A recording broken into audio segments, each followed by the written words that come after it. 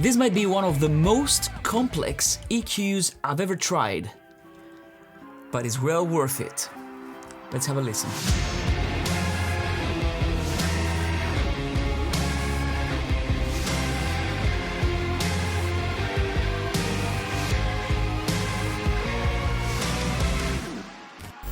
Initially, when I saw Plugin Alliance coming out with this plugin, I was intrigued because I've seen this in shows, I've seen this in a studio once, I think. So I was thinking to myself, this is really good, I know this, I've heard people talking about this, but I've never tried it myself. Now, if you're not aware of Tomo Audio Labs Lisa, I wouldn't blame you, it's a very rare piece of kit, it costs a fortune, the actual unit looks fantastic, it also looks quite daunting, and it's a top level EQ. So this plugin, in my opinion, is a gateway to get access to the sound of Lisa. And in this video, I'm going to show you how it sounds because once I tried this, I just felt I needed to make this video. This is not sponsored, no money changed hands, but what I want to show you is how this plugin can help you enhance the sound of your mixes, and I also want to show you how you can actually use it, because this, if you're a Cubase user, this would be like frequency 2 EQ. It has a dynamic mode, so it's a dynamic EQ, but it works very differently to a normal dynamic EQ. I'm going to load a preset that I've created very quickly today, so this is called DOM Mastering Excitement. So here I've added a little bit of mids, low mids, and I'm also adding a little bit of low end here with my low boost. Let's have a listen.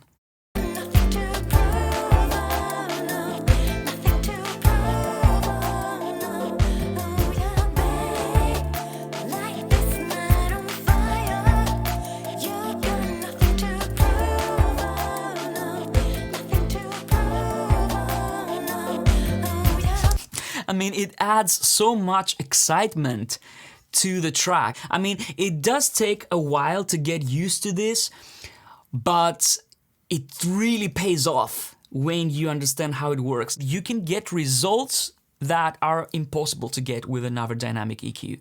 So that's why I wanted to show you this today. I'm going to jump straight into dynamic mode because I want to show you what this thing can do, okay? And what makes it different to other EQs. So as you can see, here we have the dynamic section. So I can activate it on all the bands. And very quickly, I'm going to explain how this works. First, we have the threshold control.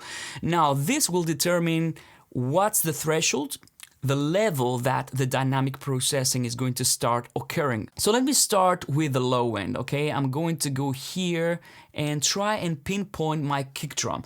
So what I'm gonna do is I'm going to hit auto listen. This is a very, very useful section right here. And I'm going to start listening to the frequency that I want to affect.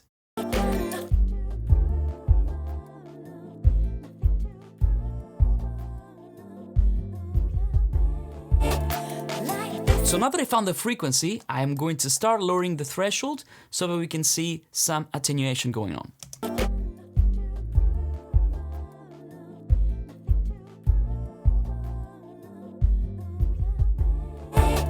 Now that I've set up my threshold, I can tweak the attack and release settings. So how fast the dynamic EQ is going to react. So this is almost like a compressor, but it's actually affecting only these frequencies. This to FF, which means fast attack, fast release. SF means slow attack, fast release. FM means fast attack, medium release, and so on and so forth. So you have lots of combinations. In this case, I'm going to go for FF, so it's fast release, fast attack.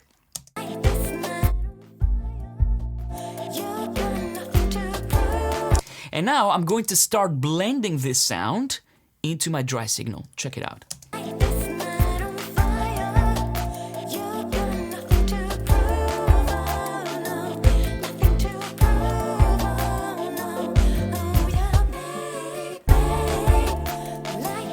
Now the great thing with Lisa is that you can dry mute. So that means that you can mute the dry signal and only listen to what the EQ does. Let's have a listen.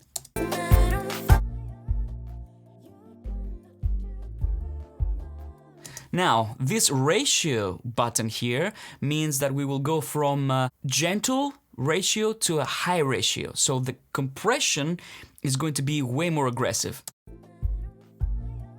Hear that? And right here we have the option of using compression or expansion if I push this button. Now this will actually work the opposite way. So this will take this frequency, and when the sound passes the threshold, we're going to get a boost for that specific frequency. Let's have a listen.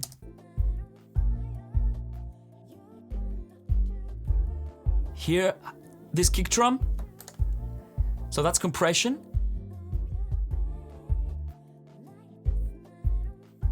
Okay, so now let's remove the dry mute and listen to what this sounds like.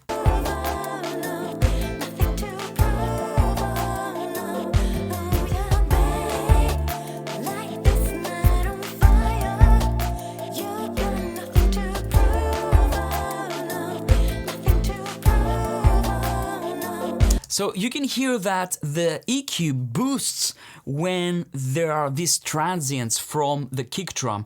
So this gives you a lot of flexibility, but still, because it's parallel, it kind of leaves the dry signal unaffected, and it kind of gives you this extra boost in these frequencies. For example, if I go and try and do the same thing for the hi-hats and the claps, I can go to my high boost here, and let's try and pinpoint the frequencies first.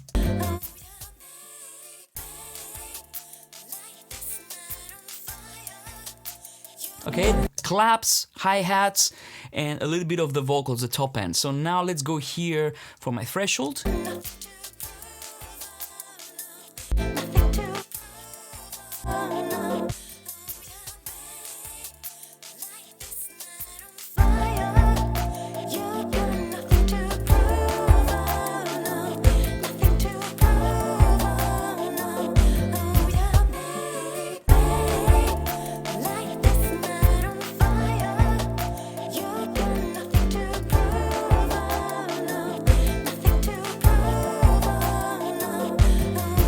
So you hear what it does? Basically, it takes all these transients and just enhances them. So if I turn off dynamic mode, in this case, you will hear that the sound is going to become bright, but it's going to be overly bright.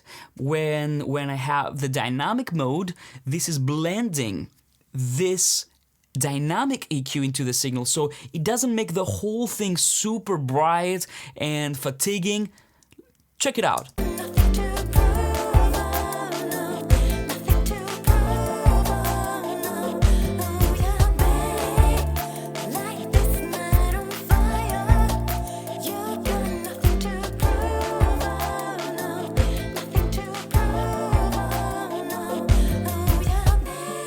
I mean, immediately it makes the track more exciting, it makes it come alive.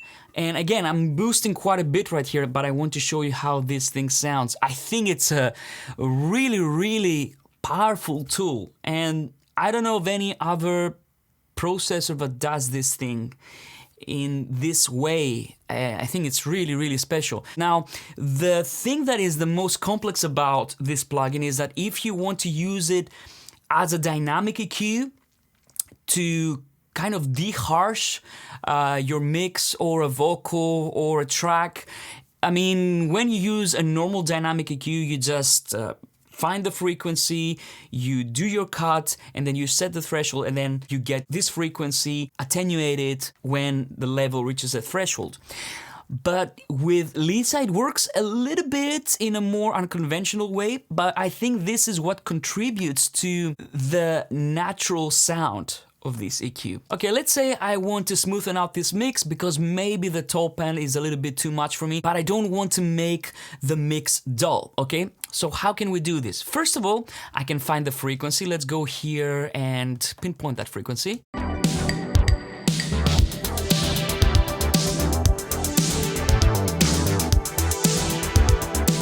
Maybe around 6K. Let's try that as an example, okay? So how would that work? First of all, I need to set the EQ into cut mode. So I'm going to click on this button right here. I'm going to go for a high ratio just so that we can hear what it sounds like. Now, the thing is, if I start attenuating now, this is like a normal EQ because I haven't set up the threshold yet.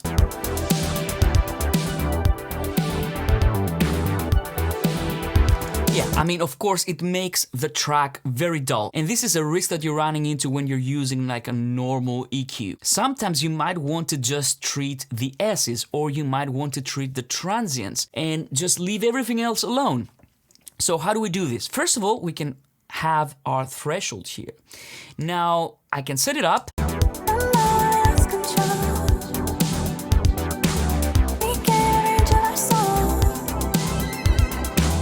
See, when this snare hits, we get more attenuation. Now, the way that Lisa works when you want to cut and create these beautiful dynamic EQ cuts is it injects the parallel signal and it inverts the phase. So this way, we get this gentle attenuation that sounds very, very different to a normal dynamic EQ. Now, in order to do this, I need to set this in expansion mode, okay? So I'm going to click that button here. What does that mean? When we have these snare hits, the signal is going to be boosted because we have expansion, and then because the phase is being reversed, because we have cut here, we're going to get these frequencies attenuated. And this sounds really, really natural. So if I up the gain, then I'm going to get this gentle attenuation. Let's have a listen.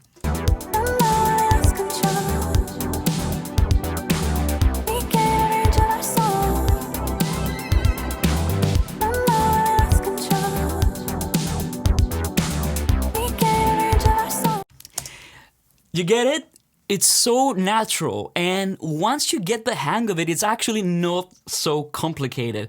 It's a very, very natural way to tame sibilants, to tame nasal frequencies, to tame resonances, all these things. You can do this very easily, but because it works in parallel, I think that you can get away with way more drastic changes than a normal dynamic EQ. Yes, it looks complicated, but honestly, if you just know the workflow, then you don't even have to think about it after a while. It took me 15 minutes to get accustomed to the way that this EQ works.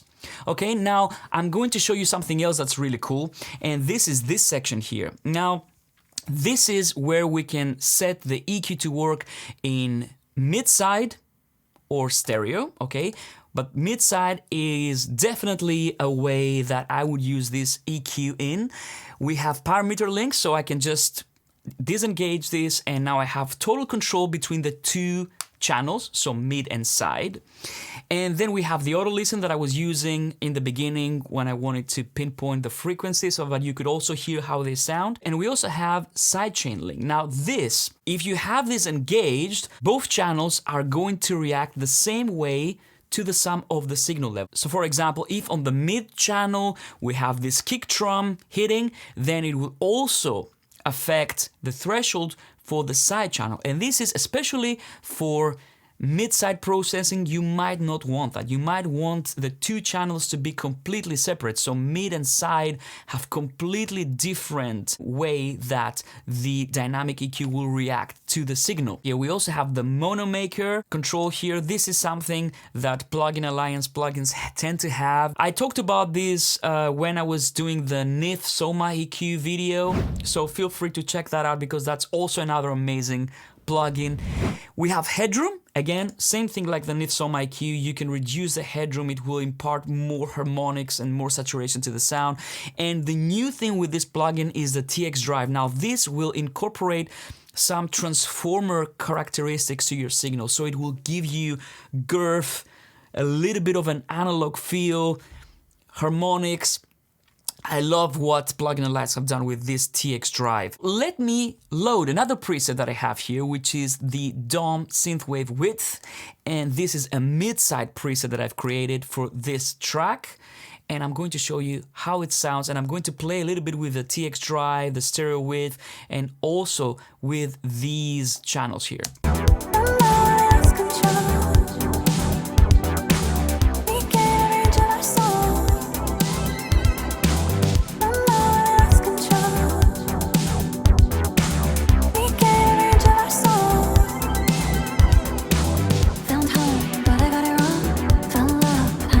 So as you can hear, you can really enhance the stereo field of your tracks. It's brilliant. I mean, this is a little bit exaggerated again because I want you to hear the effect, but let's try the TX drive and the headroom.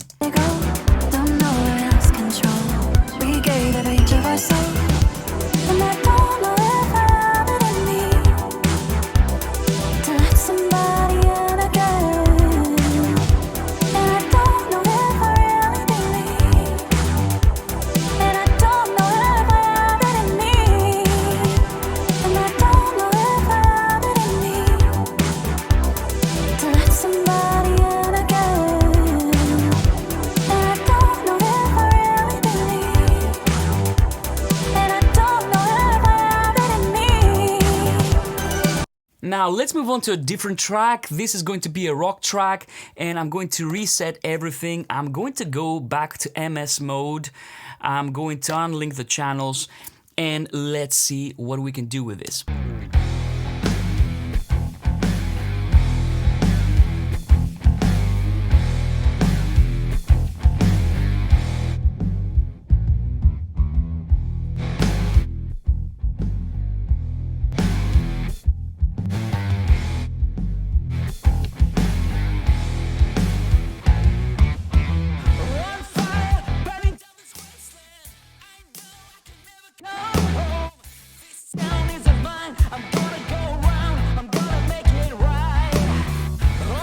It does things to the sound.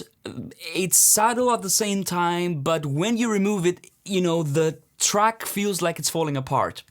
So have a listen to the low end, also the attack and the punch that we can achieve, also the top and how it opens the sound.